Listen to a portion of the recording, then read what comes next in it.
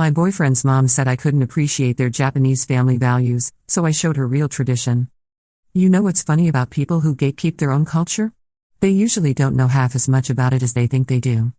My boyfriend Kenji's mother, Akiko, decided from day one that I, blonde, blue-eyed Emma from suburban Ohio, could never truly understand or respect Japanese traditions. She'd smile that tight, practiced smile whenever I bowed, correcting my angle with theatrical sighs. She'd watch me struggle with chopsticks at family dinners, then loudly praise Kenji's ex-girlfriend Yuki for her natural grace with proper utensils. The breaking point came last month during what was supposed to be a peaceful Sunday dinner.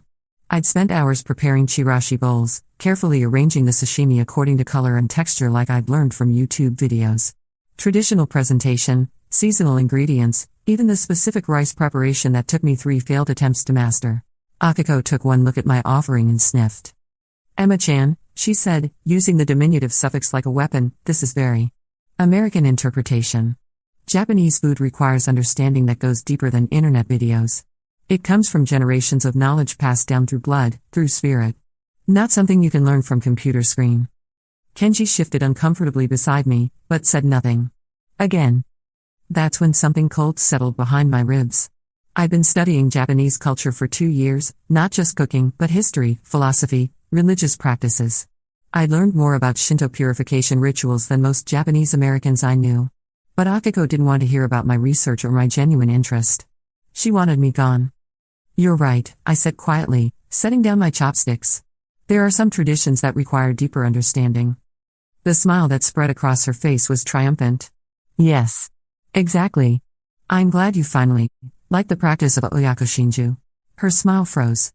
Kenji looked confused, but I could see recognition dawning in his father's eyes across the table. Mr. Tanaka, Hiroshi, went very still, his teacup halfway to his lips. Emma, Hiroshi said carefully, that is not appropriate dinner conversation. But I wasn't done. 2 years of condescension, of being made to feel like an intruder in my own relationship, of watching the man I loved refuse to stand up for me, it all came pouring out in the most passive-aggressive way possible. Oh, I thought we were discussing deep cultural traditions, I continued, my voice light and conversational. Oyakoshinju is such a fascinating historical practice. Family suicide pacts, usually involving a parent and child, performed to preserve honor when facing shame or financial ruin. Very traditional. Very Japanese. Akiko's face had gone sheet white. How dare you?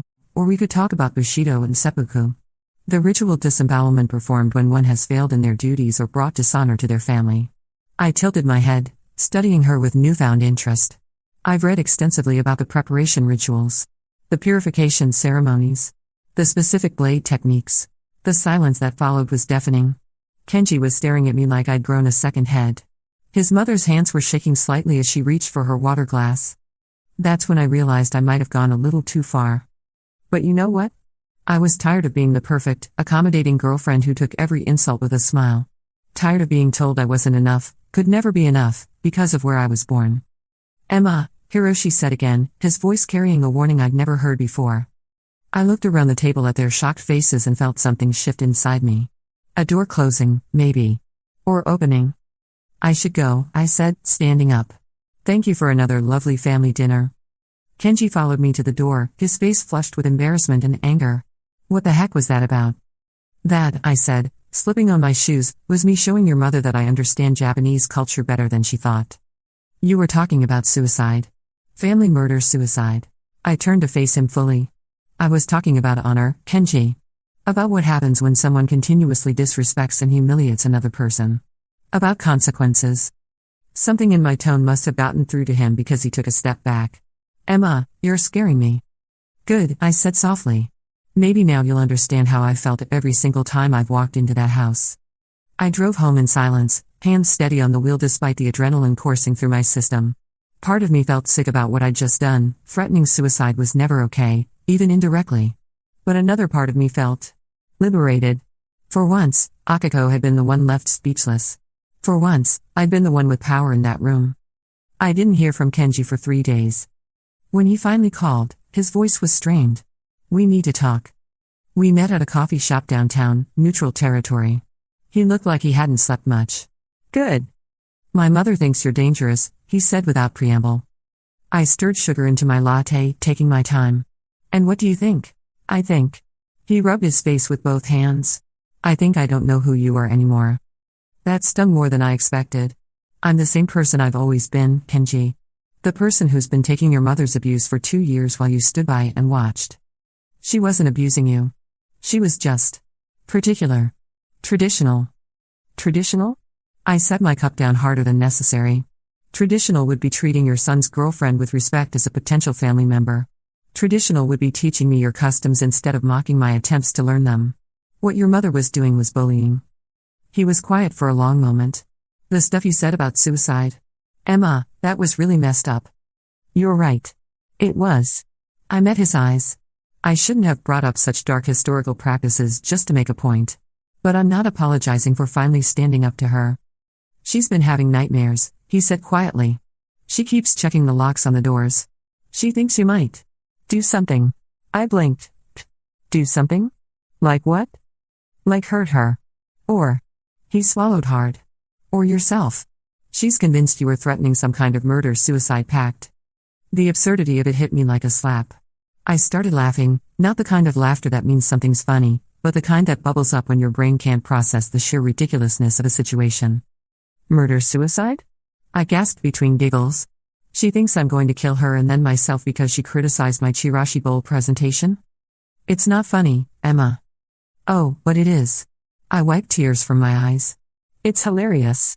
Your mother spent 2 years telling me I could never understand Japanese culture, and now she's so paranoid about my cultural knowledge that she can't sleep at night.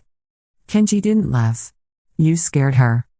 She scared me first, I said, the laughter dying abruptly. Every single day for 2 years. She made me feel like I was nothing, like I didn't deserve to be with you, like I was some kind of cultural invader trying to steal her precious son. We sat in silence for a while. The coffee shop buzzed with conversations around us, normal people having normal relationship problems, probably. Not sitting across from each other discussing whether historical suicide references constituted terroristic threats. I think we need a break, Kenji said finally. I'd been expecting it, but it still felt like a punch to the gut. Because I finally fought back? Because I don't know how to fix this. My mother is terrified of my girlfriend, and my girlfriend is talking about ritual disembowelment at family dinners. This isn't normal, Emma. He was right. None of this was normal. Normal would have been him defending me from the beginning. Normal would have been his mother making an effort to welcome me into their family. Normal would have been me finding a mature way to address the conflict instead of weaponizing historical trauma practices. But we passed normal about 1.5 years ago. Fine, I said. A break it is. He looked relieved, which hurt more than I wanted to admit. Maybe after some time apart, we can figure out how to move forward. I nodded, not trusting my voice. We hugged awkwardly by our cars, and then he drove away, leaving me standing in the parking lot wondering how my life had gotten so twisted. That was 3 weeks ago. Since then, I've thrown myself into work, into my hobbies, into anything that doesn't leave room for thinking about Kenji or his mother or the mess I made of everything. I've been learning pottery, actual Japanese ceramics techniques, because apparently I'm a glutton for punishment. I've been reading more about Japanese history, but focusing on the positive aspects this time. Art, literature, philosophy. I've also been seeing a therapist, Dr. Martinez, who specializes in intercultural relationship dynamics. She's helped me understand that what happened with Akiko was a perfect storm of cultural misunderstanding, generational trauma, and good old-fashioned personality conflicts.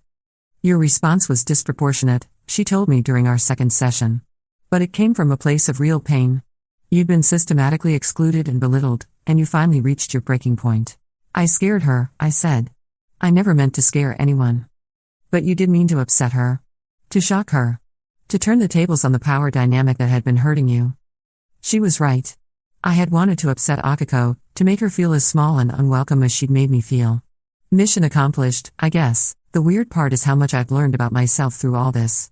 I always thought I was the kind of person who avoided conflict, who bent over backward to keep the peace.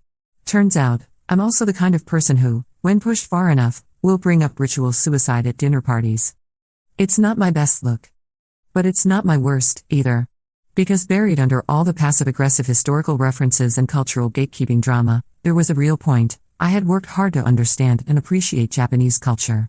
I had put in genuine effort to connect with Kenji's heritage, to become someone worthy of joining their family. Akiko never gave me credit for that. She was so invested in seeing me as an outsider that she couldn't recognize the respect I was trying to show. Dr. Martinez has been helping me practice better ways to address cultural conflicts. Role-playing scenarios where I advocate for myself without resorting to psychological warfare. Revolutionary concept, apparently. The goal isn't to win, she reminded me last week. It's to communicate your needs clearly and stand your ground without causing unnecessary harm. Easier said than done when you're dealing with someone who's determined to misunderstand you. But I'm working on it. I've also been learning more about intergenerational trauma in immigrant families.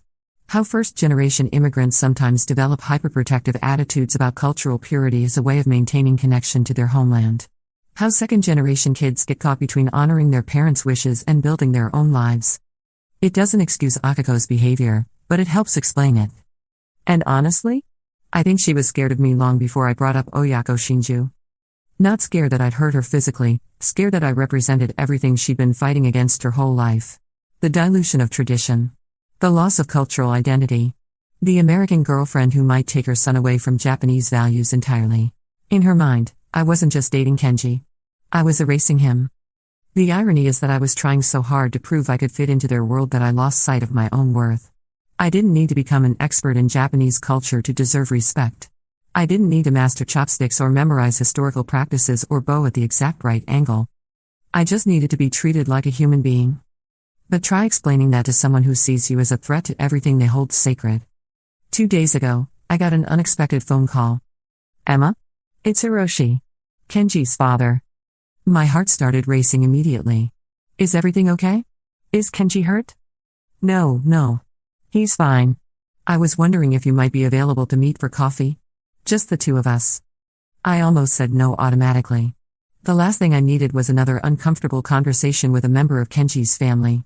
But something in his tone made me pause. What's this about, Mr. Tanaka? I think we need to talk about what happened. About Akiko and you, and, he sighed. About things that should have been said a long time ago. We met the next day at the same coffee shop where Kenji had broken up with me. Apparently it was becoming my designated location for difficult family conversations.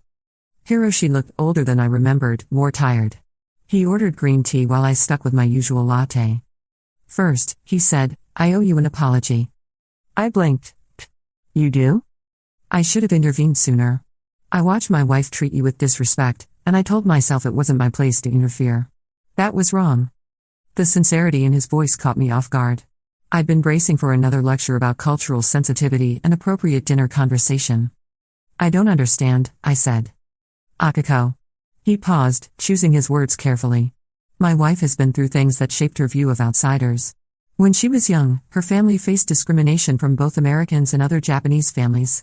She learned to protect what was hers very fiercely. That doesn't excuse how she treated me. No, he agreed. It doesn't. But it might help you understand why she reacted so strongly to your research. I felt heat rise in my cheeks. About the suicide practices? You have to understand, Emma, those aren't just historical curiosities to families like ours. Akiko's great-grandfather died by seppuku during the war. Her grandmother spoke of family honor and death before dishonor as real possibilities, not academic concepts. The coffee cup felt suddenly heavy in my hands. I didn't know. How could you? We don't speak of such things openly. He leaned forward, his expression serious. But when you brought up Oyako Shinju, when you spoke of ritual suicide without look in your eyes. She saw her grandmother's desperation. She saw the face of someone who had been pushed beyond their breaking point. The room seemed to tilt slightly. She thought I was actually considering. She thought you were telling her you'd rather die than continue being humiliated by her. His voice was gentle but firm. In her mind, that made her responsible for your death. And in Japanese culture, that responsibility would extend to Kenji, to our entire family line. I set my cup down with shaking hands. I never meant.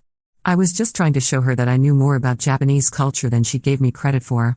I was trying to prove a point. I know that now.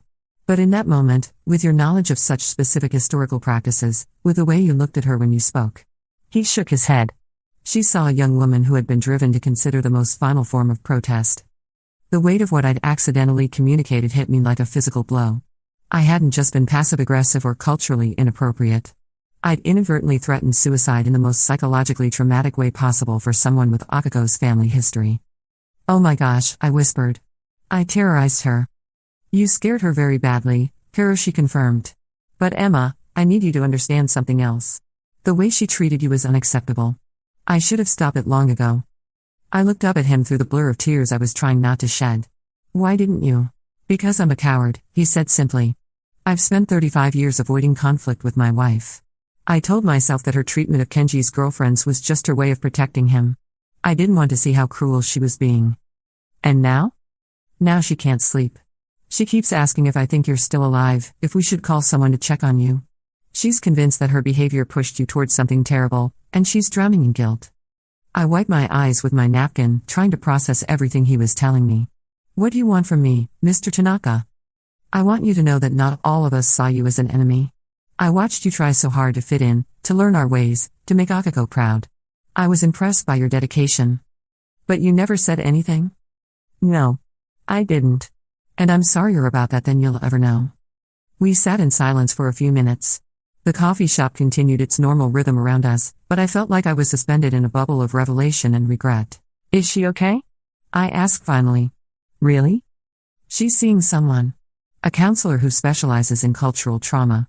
She's beginning to understand that her fears about losing Japanese identity made her act in ways that went against Japanese values of hospitality and respect. I almost smiled at that.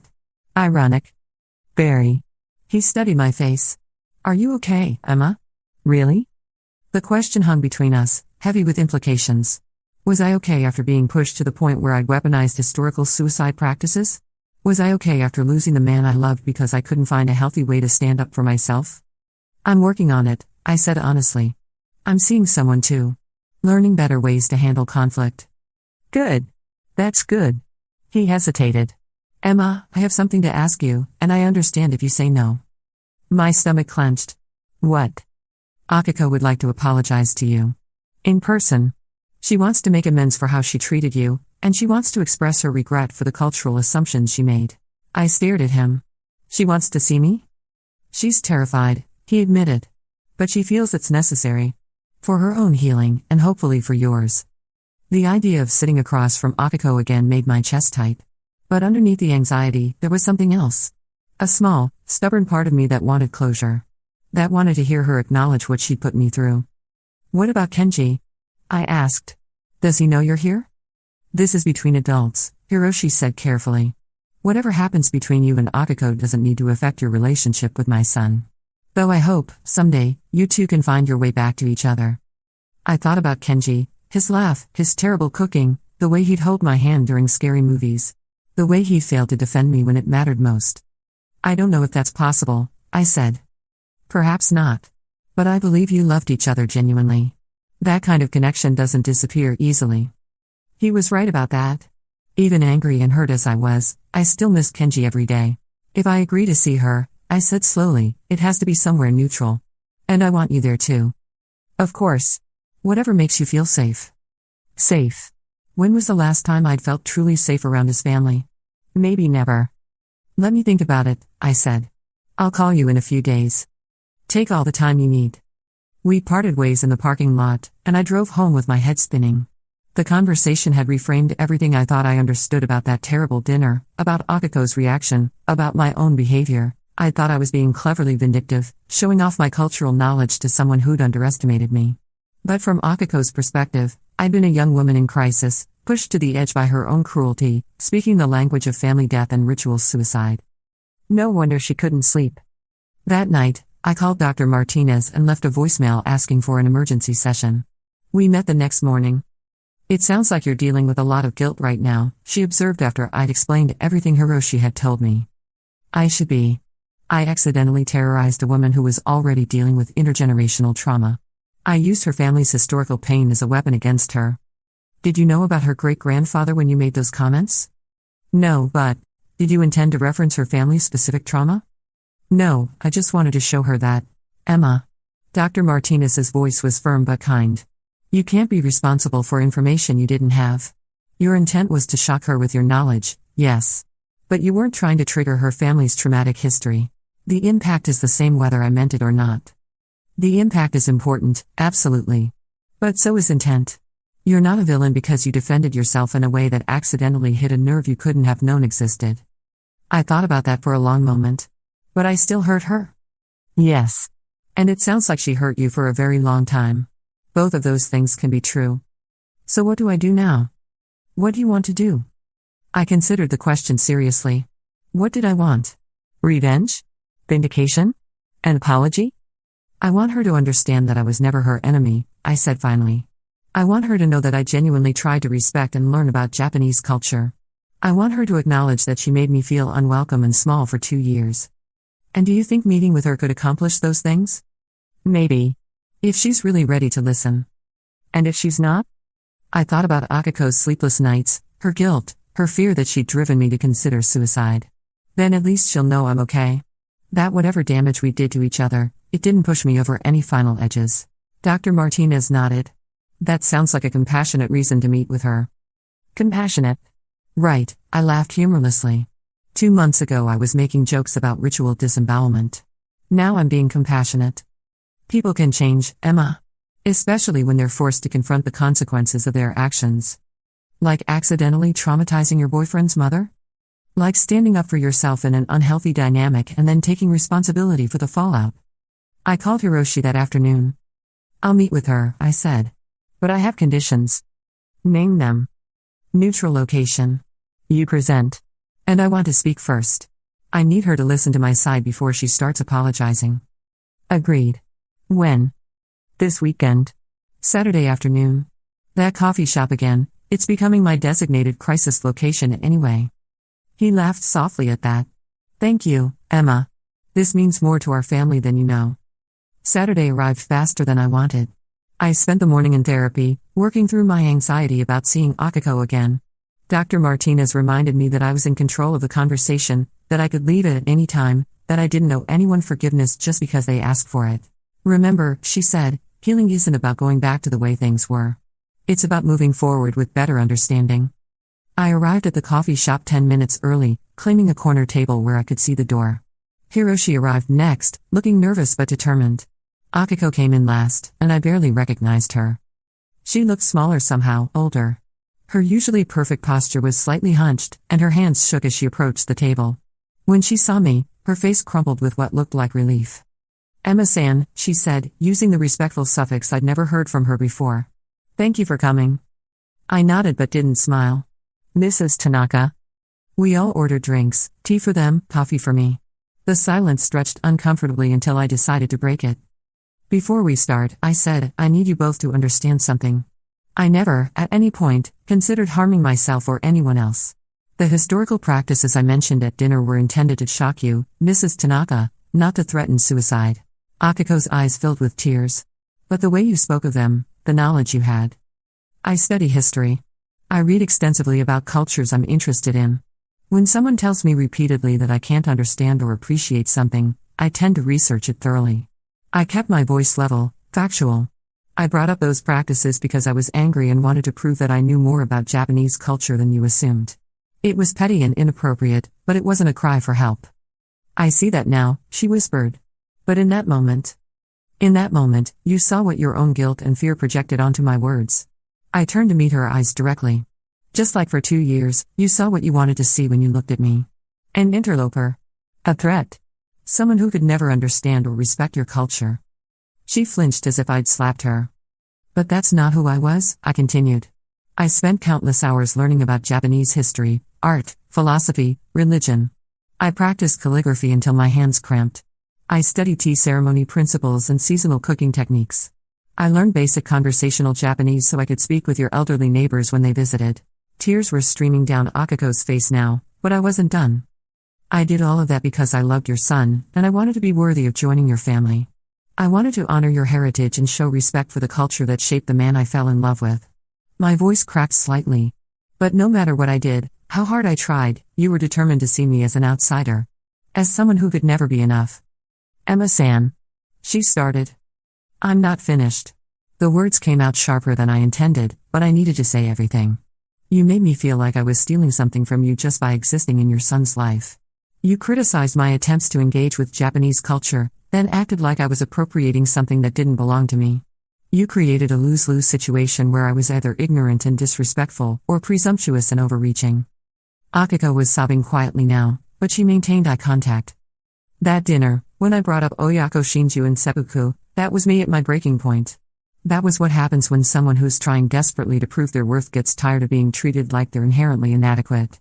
I paused, letting that sink in. I'm not proud of how I handled it. But I'm not ashamed of finally standing up for myself, either. The silence that followed was heavy with years of unspoken resentment and misunderstanding. Finally, Akiko spoke. You are right, she said, her voice barely above a whisper. About all of it. I was so afraid of losing my culture, of watching it disappear in American life, that I made you into enemy before I knew who you were. She reached into her purse and pulled out a tissue, wiping her eyes before continuing. My grandmother used to tell me stories about Japanese women who married American soldiers after the war. How they were rejected by both cultures, how their children grew up belonging nowhere. I was so terrified that Kenji would lose his Japanese identity if he chose American wife. I'm not trying to erase his Japanese heritage, I said. I was trying to learn about it. I know that now. But then I saw only threat. Young, beautiful American woman who could give him life I never could. Who could take him away from traditions I was struggling to maintain in foreign country. Hiroshi reached over and took his wife's hand. Tell her about your parents, Akiko. She nodded, still crying. My parents came here with nothing. They worked so hard to build life, but they lost so much of home in process. By time I was born, we spoke English at dinner table. We celebrated Christmas instead of proper New Year rituals. My mother forgot how to make traditional pickles that her mother taught her.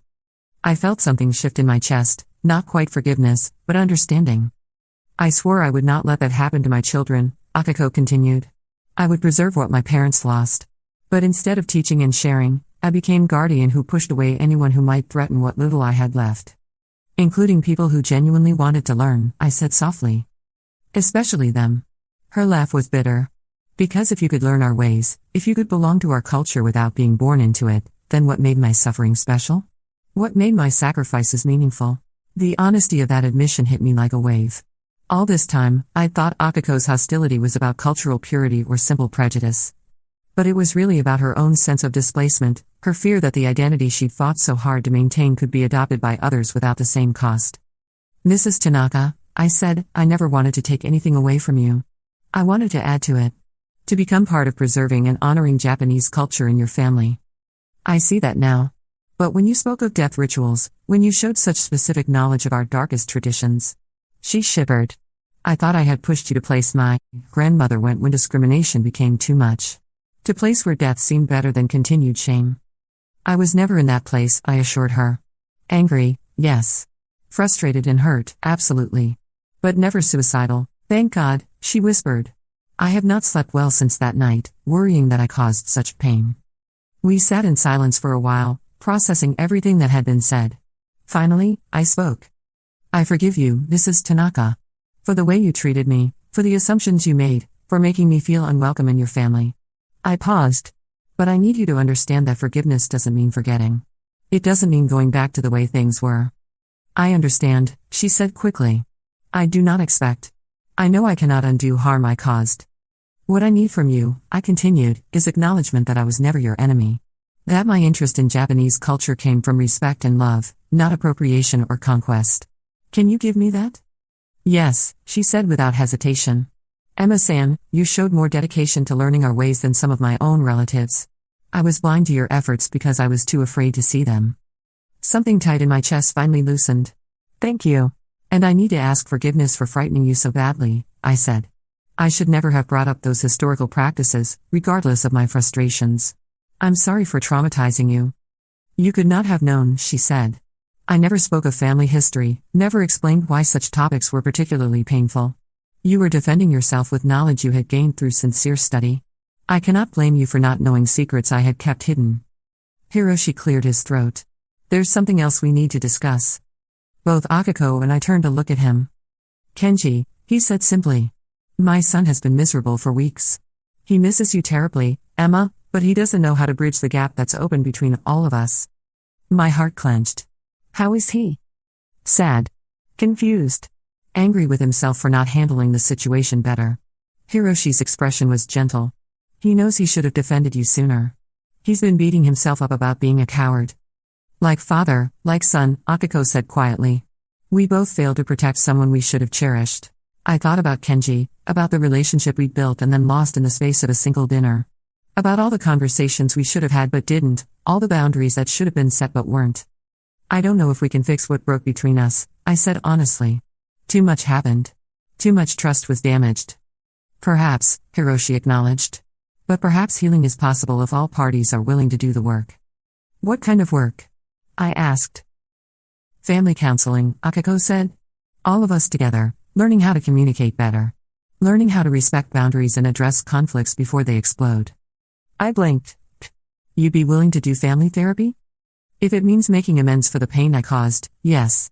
If it means possibly welcoming you back into our family properly this time, yes. She met my eyes. Emma-san, I would like chance to be mother-in-law you deserved from beginning. But only if you want that chance too. The offer hung in the air between us. A few months ago, I would have jumped at any sign of acceptance from Akiko. Now, older and hopefully wiser, I knew it wasn't that simple. I need time to think, I said. About therapy, about Kenji, about all of it. This conversation has been healing, but it's also been a lot to process. Of course, she said quickly. Take all time you need. We will wait. We finished our drinks in more comfortable silence, the tension that had defined our relationship for so long finally beginning to ease. As we prepared to leave, Akiko reached across the table and touched my hand briefly. Emma-san, she said, thank you for giving foolish old woman chance to make things right. Thank you for being willing to try, I replied. Walking to my car, I felt lighter than I had in months. Not fixed, not completely healed, but hopeful. For the first time since that terrible dinner, I could imagine a future where Kenji and I might find our way back to each other. Where Akiko and I might build a relationship based on mutual respect instead of fear and resentment. But first, I had to decide if I was ready to take that risk again.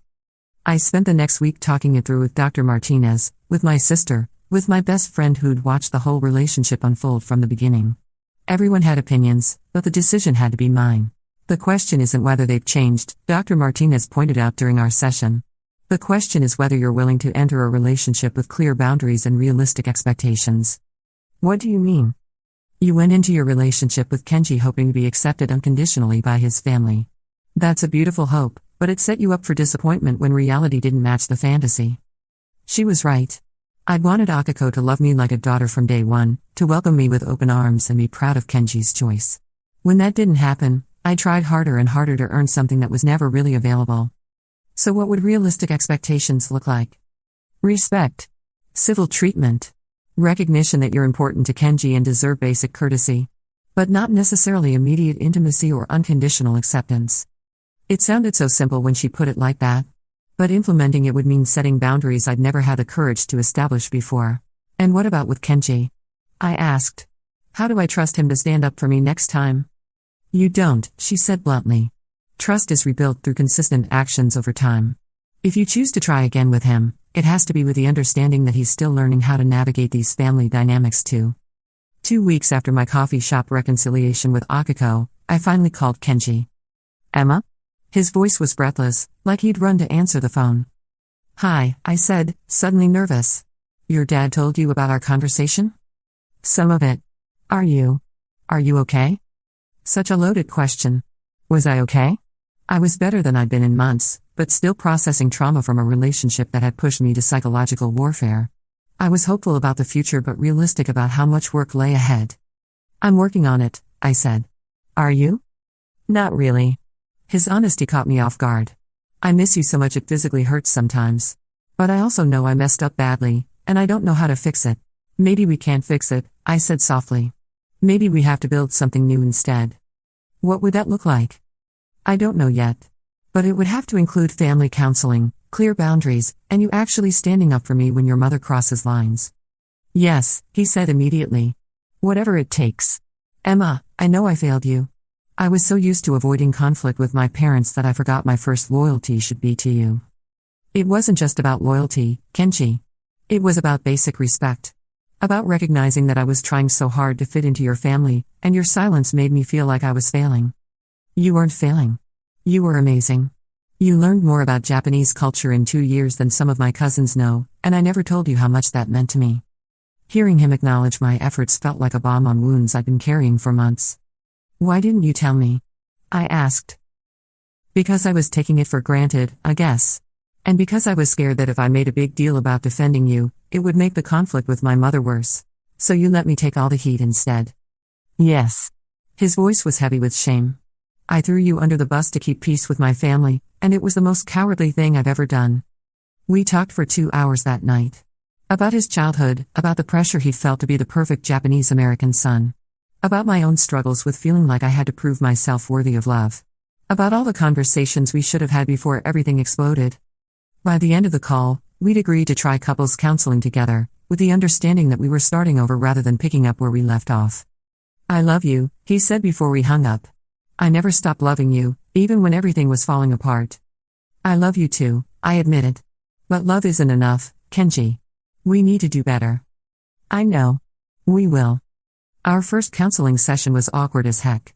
Dr. Chen, our couples therapist, didn't let us get away with glossing over the hard stuff. Emma, you used your knowledge of Japanese culture as a weapon against Kenji's mother. That's a form of emotional manipulation, regardless of how justified your anger was. I squirmed in my chair. I know that. And Kenji, you abandoned your partner when she needed your support most. You prioritized your comfort over her well-being. I know that too, he said miserably. Good. Now that we've established that you both made serious mistakes, let's talk about how to prevent them in the future. Over the following weeks, we developed communication strategies, conflict resolution techniques, and clear boundaries for family interactions. I learned how to express frustration without resorting to psychological warfare. Kenji learned how to advocate for our relationship without destroying his family connections. Most importantly, we both learned how to apologize without deflecting responsibility. The family counseling sessions with Akiko and Hiroshi were even more intense. Akiko had to confront the ways her own trauma had shaped her treatment of me. I had to acknowledge how my research into dark historical practices had triggered her family's specific pain points. Cultural appreciation, Dr. Chen explained, means understanding not just the positive aspects of a culture, but also being sensitive to historical traumas and generational pain. So I shouldn't have studied those topics? I asked. You should have studied them. But when you chose to weaponize that knowledge, you crossed from appreciation into exploitation. It was a hard truth to swallow, but necessary.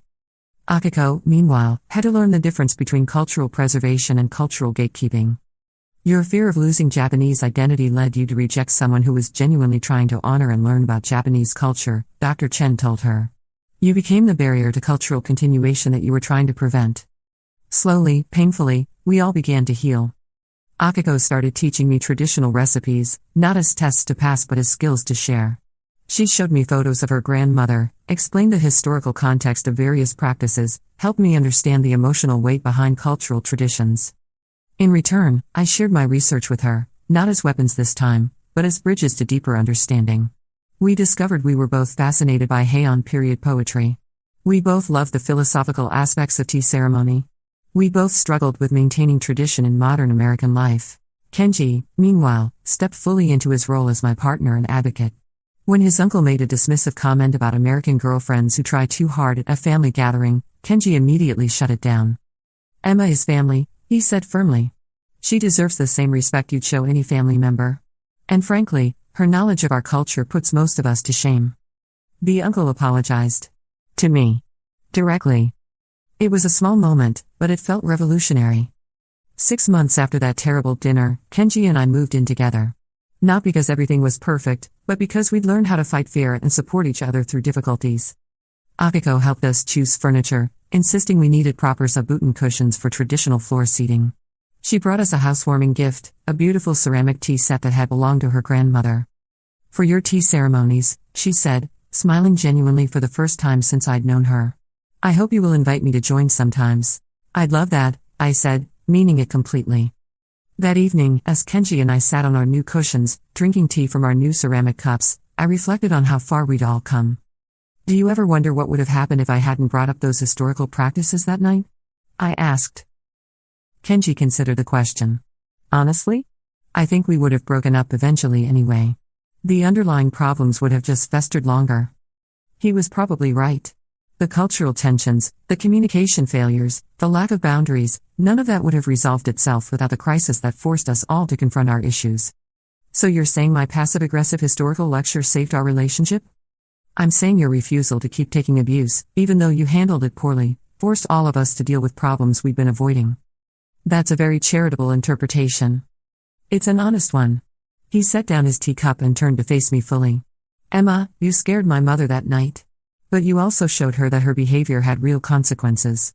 That she couldn't keep treating you badly without eventually pushing you to a breaking point. I still feel guilty about traumatizing her. And you should. But she feels guilty about traumatizing you for 2 years. You're even. We weren't even, not really. The scales of hurt and healing would probably never balance perfectly. But we were all trying to do better, to be better, to build relationships based on honesty instead of fear. A year later, Kenji proposed. Not with a traditional diamond ring, but with a handmade ceramic piece he'd created in a pottery class, a small and perfect bowl that somehow captured everything we'd been through together. It's not much to look at, he said, kneeling in our living room. But it's made with my own hands, and it's strong enough to hold whatever we pour into it. I said yes, obviously.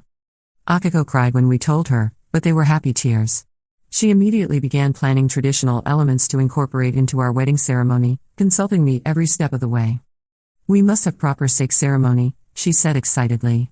And I will teach you to fold origami cranes for decorations. Oh, and my sister can help with kimono selection if you are interested. Mrs. Tanaka, I said, using the formal address that had become affectionate rather than distant. I would love all of that. Akiko, she corrected gently. You call me Akiko now. Or better yet, Okasan. Mother. The word hit me like a physical embrace. After everything we'd been through, all the hurt and healing and hard-won understanding, she was offering me the one thing I'd wanted from the beginning, true acceptance into her family. Okasan, I said, testing the word. It felt strange and wonderful on my tongue. She beamed, and in that moment, I saw the mother-in-law I'd always hoped for. Not perfect, not without her own struggles and traumas, but willing to love me despite my imperfections and cultural differences. Our wedding was beautiful. Traditional Japanese elements blended seamlessly with my own family's customs.